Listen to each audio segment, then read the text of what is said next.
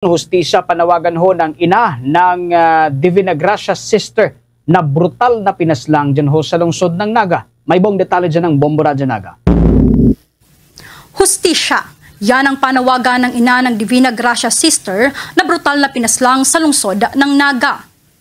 Sa panayam ng Bombo Radyo Naga kay Erlinda Divina Gracia, ina ng biktima, sinabi nito na wala man itong alam kung ano ang mga naging problema ng kanilang mga anak dahil hindi naman aniya nagkikwento sa kanya. Nalaman na lamang nito kamakailan lamang na nakipaghiwalay na pala ang kanyang panganay na anak na si Claudette, 27 anyos, sa kanyang ka-live-in partner.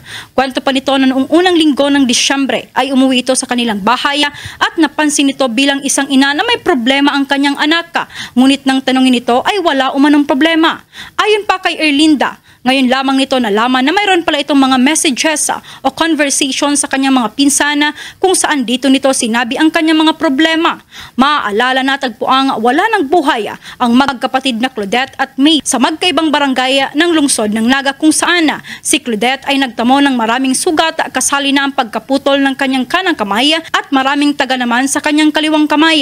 Habang ang katawan naman ni May ay natagpuang nakabalot sa isang bedsheet at nakatali ng electrical wire. Samantala ang pinangyarihan ng krimen at ang nakuhang ebidensya ng mga otoridad ay nagtuturo sa primary suspect kung saan ito ay ang ka-live-in partner ng isang biktima. Ayon kay Police Colonel Galvert P. Fariñas, City Director ng Naga City Police Office, na crime of passion ang dahilan ng krimen base sa mga ebidensya dahil ang anggulo na kanilang tinitingnan base sa account ng mga biktima na nagsasabing nakakaranas umano ito ng pang-aabuso galing sa suspect.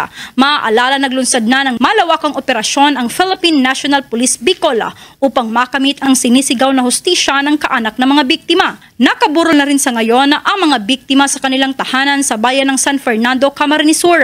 Sa ngayon, panawagan na lamang na Erlinda sa suspect na sumuko na ito sa batas dahil natatakot na rin umano ito na kung kayang gawin sa kanyang mga anak ay baka gawin rin umano ito sa kanila.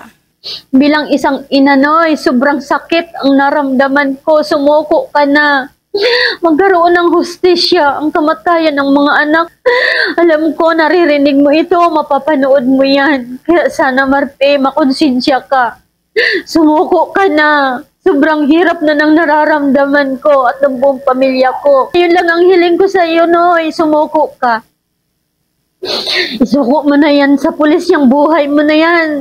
Mula rito sa Bombo Radyo Naga, ito si Bombo Angelica Basqueña. This is Bombo Radyo Philippines, the #1 and most trusted source of news and information na Basta Radyo. Bombo! For the most trusted source of news and information, visit our website at www.bomboradio.com. Follow us on Bombo Radio mobile app, Facebook, YouTube, TikTok, and X, formerly Twitter. Like, share, and stay connected. Anytime, anywhere.